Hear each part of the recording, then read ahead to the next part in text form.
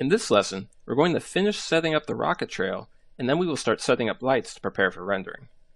So one thing I want to fix from the last lesson real quick, in that final VOP network we made, I realized I put the order of this mix the wrong way. I also went in here and renamed a couple of these multiplies to make it more clear what's being multiplied by what. So what you want to do here is you want to take the original volume being multiplied by the noised up, using this noise, faded volume that's coming from the rasterized points. That should actually be the first input. And we want to take the original being multiplied by the fade volume into the second input. And that's going to fade off the back more, but keep the front more opaque and intact. So quick little fix right there. So now we have this set up. The main thing we need to do now is get this working on all our trails. Now I could come up here and just unisolate ISO1 trail, but what this is going to do is it's going to make a big giant volume that encompasses all our trails. And if later on we wanted to maybe do a small edit to one specific trail, it'd be a little problematic if everything's in one volume. So instead we're going to use a for each to do this volume operation on a per trail basis. So to do that, I'm going to come back up here and display from the points. Let's pick a point a little bit earlier in our animation. There's all our trails here when I isolate that. The first thing we're going to do, there's this errant group on here that came in with the POPs network. I'm just going to kill that group real quick because we don't need that.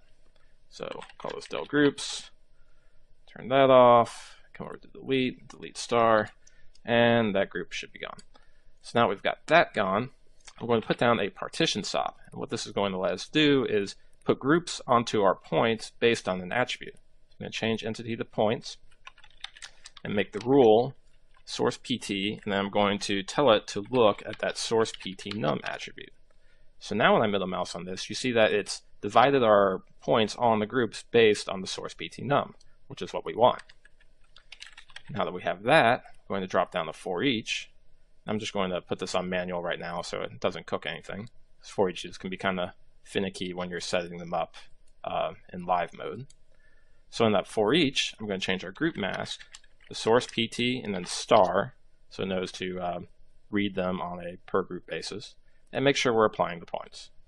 So now we have that. I'm going to come over here, Control C to copy, come to the for each, find the each, Control V to paste, plug that into the cloud, and don't forget to plug the each also into the volume rasterized points, display from the VOP, come back out, and when I hit auto update, we should get all our volumes. And there they are. And as you can see, we have different bounding boxes for each volume because it's baking these volumes on a per volume basis. And this will be useful if you had, if you were making these higher resolution and you were dividing up the volumes to bake them out to separate BGOs. It would be useful for something like that. Now you'll get the same results over here, but now we have one giant volume. And when these trails start to get a little bit longer, the voxel res on this can get pretty heavy. So for just efficiency purposes and also being able to edit these trails later, this would probably be preferable. So now we have this set up. I'm going to drop down the null. Just call this out. And our trails are all good to go. If I hop out of here, we can actually see how this is all coming together, and this is looking pretty cool. So now that we have this working, let's go ahead and get some lights in here so when we start rendering, we can actually see our volumes. I'm going to turn off the trails right now, make sure that I don't bog down my machine because those trails can get kind of heavy. So I'm going to put down the light, and we're just going to use a simple 3-light system. We're going to have a key. We're going to want to move the key probably right in front of our rockets. Maybe somewhere over here. Just going to copy Control C, Control V to copy paste that. I have a fill. I'm going to put my camera over here. So I'm going to bring the fill also over there as well. So it's lighting the side of our smoke. And I'll bring this up a little bit, and just to give it a little bit of light variance, I'm going to make this light a little bluer. I'm going to do the same on the copy, Control C to copy, Control V to paste, and I'm going to make a rim light.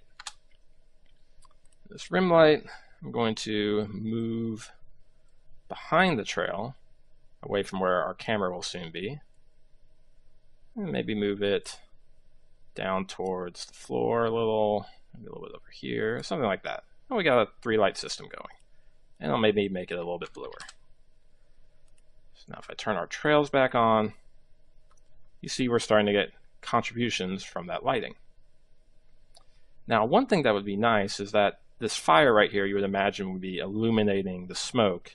And we can actually do that with our POPsNet we made earlier. Every single object here has a little point because we were using that particle simulation. So we could actually take a light and stick it on that point to illuminate our smoke. So I'm going to put it back on the manual mode again real quick. I'm going to drop down a new light. We're going to call this rocket light. And this rocket light, we're going to want to make it an orange and make it very intense. However, we want the intensity to be in a pretty small area, so I'm going to come over to the attenuation options, put this on half distance and set it to a half distance of 2. So that way it has a very limited area of effect.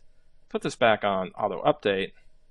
You see our trails are actually getting contribution from that light, and we don't actually want that because this light is just the base light for our instance. So let me turn these trails off. I'm just going to take this light and move it way over in the Z out of our scene. That way it doesn't have any contributions on our scene, and we just will use it for the instancing. Now again, I'm going to put it back on the manual mode to make sure nothing funky happens when I start putting the lights into the instance. I'm going to drop down this instance object, and I'm going to go inside, and it has this add in here that gives you 1 point, but what you're going to want to do is do an object merge and get your simulation that you've been birthing all the rockets and all these simulations onto. So pops launch points, pops points, accept, and just display from there. And then I'll come over here for our instance and tell our instance object to be the rocket light, wherever it may be. There it is. And if I hit auto update, if you look, you can see our volumes are now being lit by this rocket light. If I put our trails on, we're now getting contributions from our instance points from that light. So now we have some local illumination based on the rocket trail. So the final thing I'm going to do for this lesson, since we will start rendering very soon, I'm just going to go ahead and create a camera. Maybe right here. A really quick way to make a camera is once you have your viewport in a nice position, just come over here to where it says no cam and just put new camera, and it makes a camera for your viewport. Now, quick and easy way to make your camera. And we'll just call this main cam. And there you go. So now that we have all our volumes and lights set up, in the next lesson we'll start placing materials onto these volumes.